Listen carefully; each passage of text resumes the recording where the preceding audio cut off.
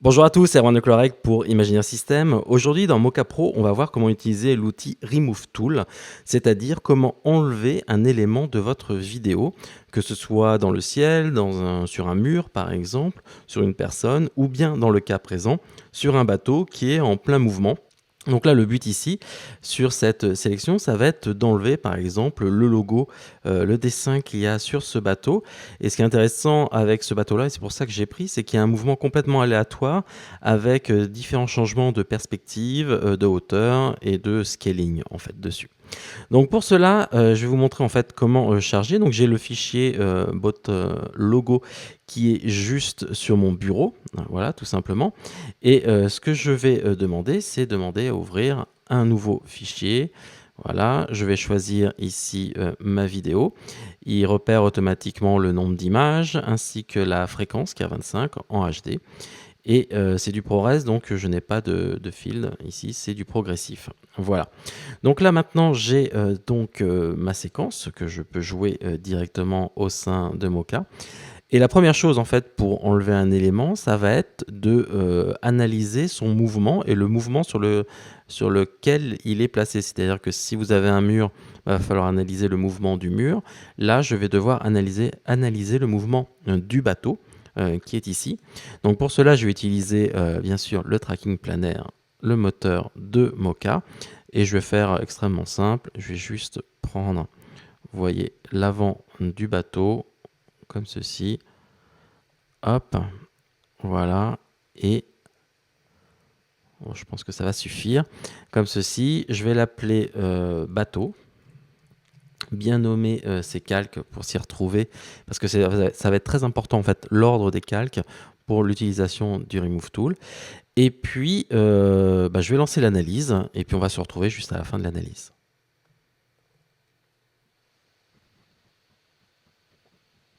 Donc voilà, l'analyse vient de se terminer tout juste.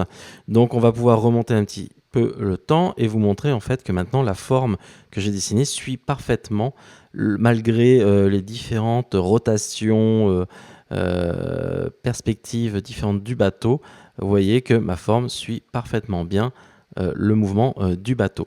Donc maintenant qu'on a fait ça, on a fait pratiquement le plus gros du travail. C'est-à-dire que maintenant, je vais dessiner un autre calque. Et cette fois-ci, je vais choisir en fait de dessiner autour de l'objet que j'ai envie d'enlever.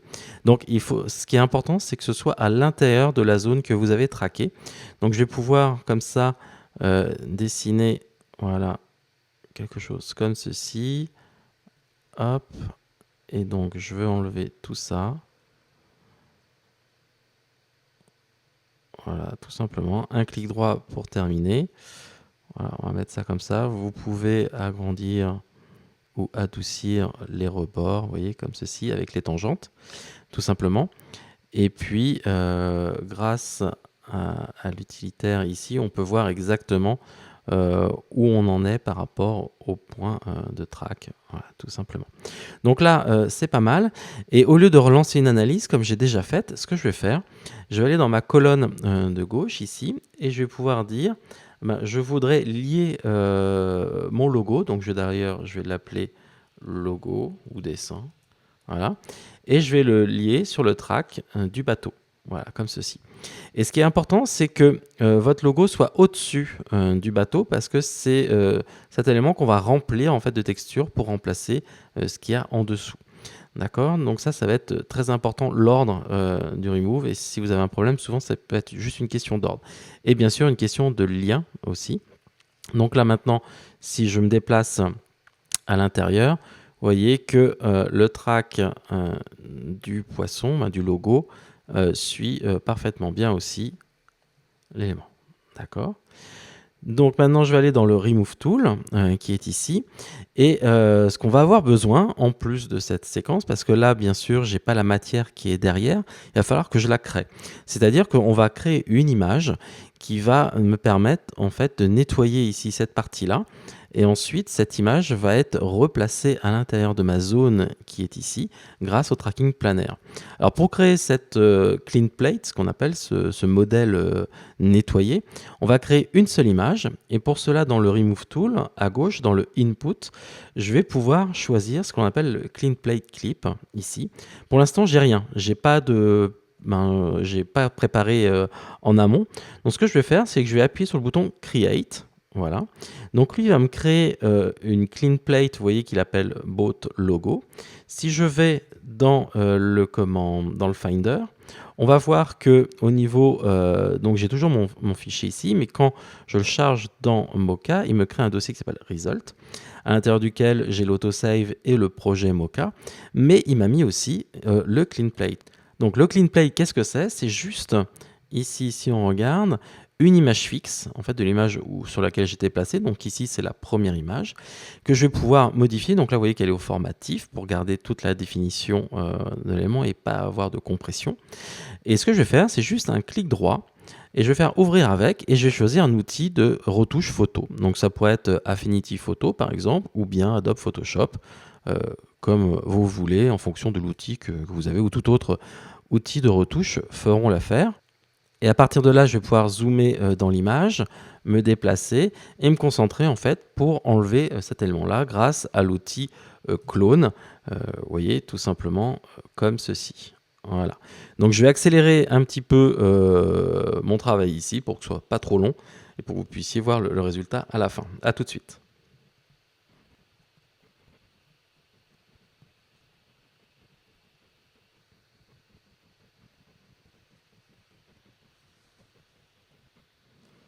Donc voilà, j'ai terminé ici la retouche où j'ai enlevé donc le logo.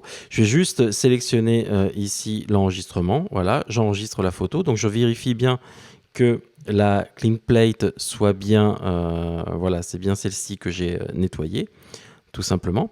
Et je retourne dans Mocha. Donc maintenant, Mocha va utiliser cette clean plate pour remplir à l'intérieur de ma forme ici logo la matière et va utiliser le track à l'arrière-plan pour que cette matière reste fixe, bien sûr, et collée sur l'élément. Ensuite, on a, alors pour vous montrer ça, je vais ici dans View enlever les overlays et tout simplement cliquer sur le petit bouton engrenage ici qui va me permettre de calculer en fait le rendu directement sur l'image. Alors pas sur la séquence, là je fais juste sur l'image. Donc là, vous voyez maintenant, il a calculé donc le rendu sur l'image. Et ce que je peux faire, en fait, c'est demander à changer certains paramètres. Par exemple, je pourrais ici passer au niveau de l'illumination, donc par rapport au changement de lumière, de mettre quelque chose comme linéaire. Alors, on peut jouer sur un linéaire ou interpolate. Donc, c'est deux algorithmes qui vont varier en fonction de la luminance pour faire varier la luminance au sein de mon élément. Et puis, au niveau du fondu, je vais pouvoir ici demander à ce que ce soit pas vraiment une démarcation nette. Je vais pouvoir flouter un petit peu l'ensemble. Donc au niveau du blend ici, je vais pouvoir demander à, par exemple, mettre un 20 ici et relancer en fait le rendu pour voir un petit peu ce qui se passe au niveau du rendu final. Ok, donc là c'est un petit peu mieux, on voit moins de démarcation, mais là on va vraiment se rendre compte sur le rendu final de la séquence en action, en mouvement. Donc pour cela, je vais cliquer ici sur la petite flèche qui me permet de lancer le rendu en fait global. Et je vais lancer le rendu, puis on se retrouve dans quelques instants. Je pense que je vais couper parce que ça va mettre un petit moment. Et on se retrouve juste après la fin du rendu. Donc voilà, le rendu vient de se terminer tout juste. Et donc je vais pouvoir maintenant me déplacer dans chacune des images pour vous montrer en fait que le logo maintenant a bien disparu. Donc je préfère un petit play comme ceci et on voit que le logo a bien disparu. Donc ce qui me reste à faire maintenant, c'est exporter en fait ce rendu en fichier soit de séquence vidéo, soit en fichier QuickTime par exemple. Donc je vais aller dans File, Export Render Clip, comme ceci. Et là j'ai deux choix. Donc soit j'exporte vers une séquence d'image, soit je choisis ici de choisir le fichier QuickTime.